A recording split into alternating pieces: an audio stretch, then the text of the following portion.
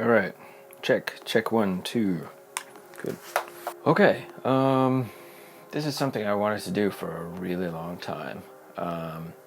I would kind of even go so far as to say that this is the turning point in my life. It changed everything. So this is the story of me moving to Finland. I was 26 years old. I had a friend from Finland who came to live with me in the States for a time, and his name was Make, and there were other Finns I knew too. One of my really good friends, his name is Bobby, and Joel, and they had all come to the States to live there for a while, so I knew those 3 guys like really well, and so knowing them and kind of hanging around with them, I got super interested in where they come from and what it's like, where they're from, and so I decided to visit. At some point, I visited with my friend once. We came and we just saw the city and hung out with my friends, and I remember just being like, this place is so amazing. Like, everything about Helsinki was like everything that I was missing from kind of my hometown, like not just, it's hard to explain exactly what, but so the following year I convinced my girlfriend to come with me, and I was like, you gotta see this place, it's super amazing and we just need to go check it out. And so we came, and I started to feel really strongly at that point that this is a place where I could live.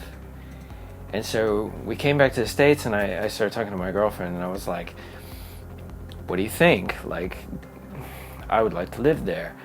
And she wasn't as excited about it as me, and so kind of,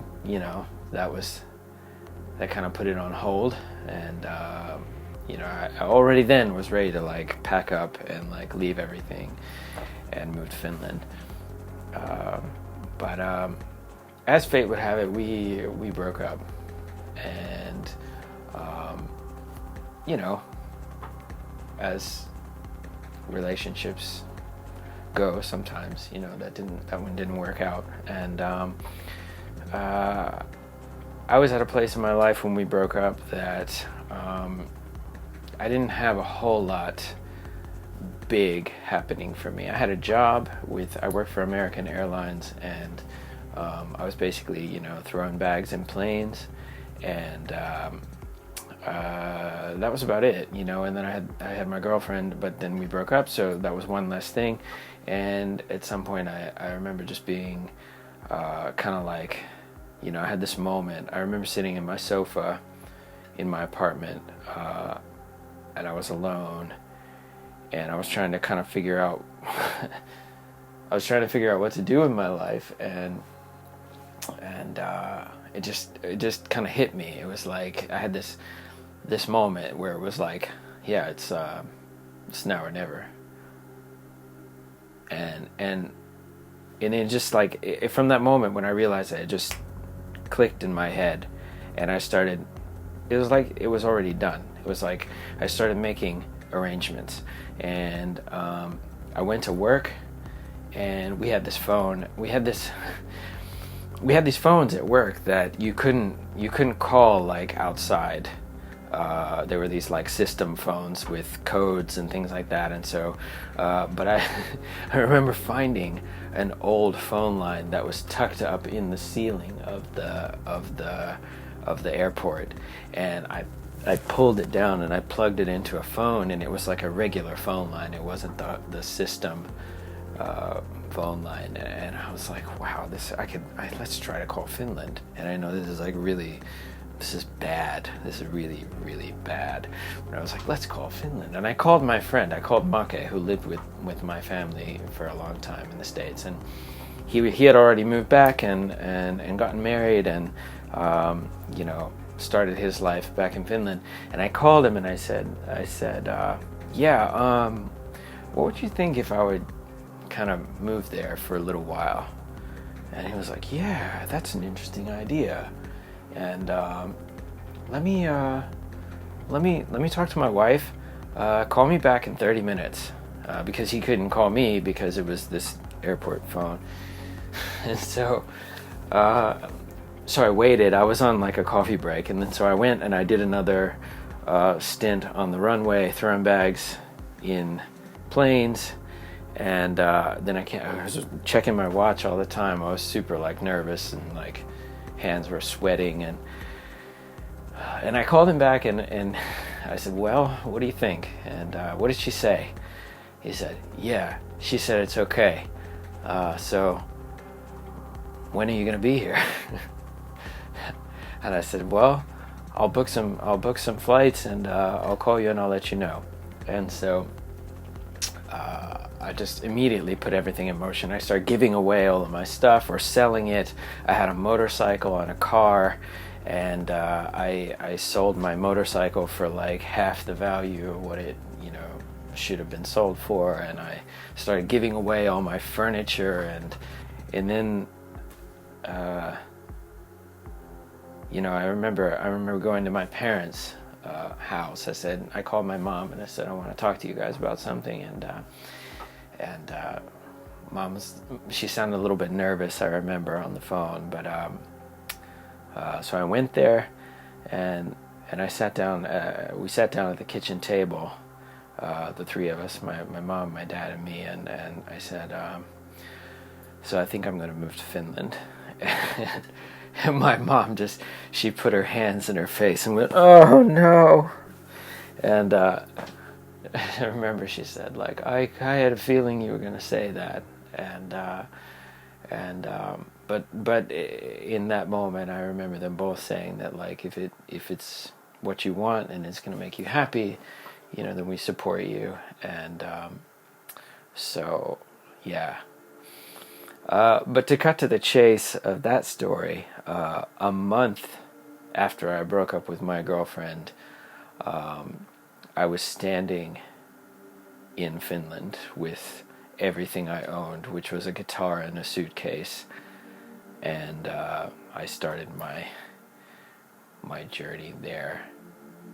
And funny thing is, because I worked for the airline, I flew to Finland for less than $100, because it was part of the benefits of working for the airline, and I didn't even have money to come home. Like, literally, it was like all or nothing. Like, I just packed it all up, and because basically I had to quit my job, so I got people to cover my shift, so that I technically still worked for the airline for a week, so I could travel during that time. But then when my job ended, I had no more benefits. I couldn't fly back, you know, without paying like the full price. But I didn't have any money, you know. That was the end of it. It was like I didn't have any money. I didn't have anything that belonged to me, and so here I am. I show up in Finland with a suitcase and a guitar and no money. And my friend is, you know, Make. He's like he and his wife, they let me live with them. And they just said, okay, yeah, we have an extra room and a sofa, and you know, you can stay here. And I started volunteering for a church here in Helsinki, and the church agreed to pay my public transportation ticket and my cell phone monthly payment. And they also, because my friend Make worked for the church at the time, so they also paid him a little bit extra, and I just ate like food from them, and it kind of covered the cost. So basically I had nothing, I had no money of my own. I learned really quickly that you could make some money by collecting bottles, and I did that for a while. And I started the job hunt then, and I started like talking to people, and I started to check out agencies that were bringing foreigners in, and could I get in that way. And Okay, well, let's start with, so basically I came in on a tourist visa, which allows you to stay for 3 months. And I tried to apply already for a work visa, even though I didn't have a job. And kind of the rule in Finland at the time was that you could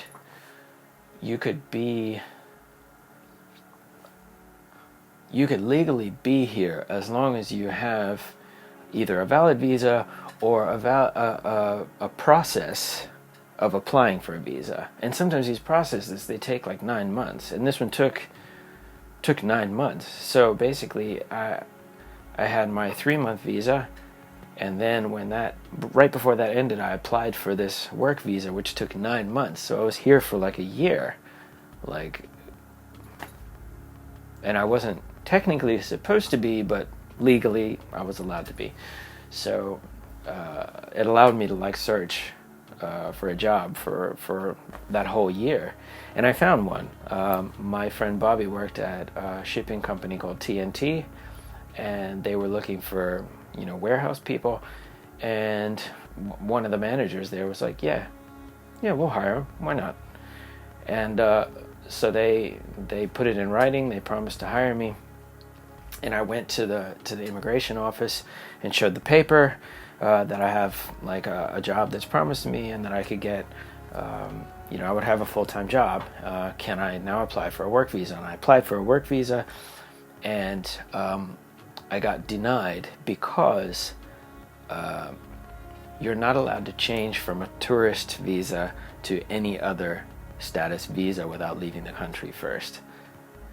And so they deported me back to the States, and I was so bummed. I remember getting on the plane, and it was just like, I literally had border guards take me to the plane, and they watched me get in my seat. I buckled my seatbelt, and they handed me my passport. Like, they kept my passport until I was on the plane.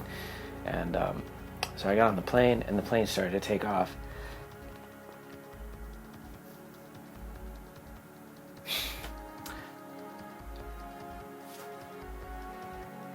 It's so emotional, like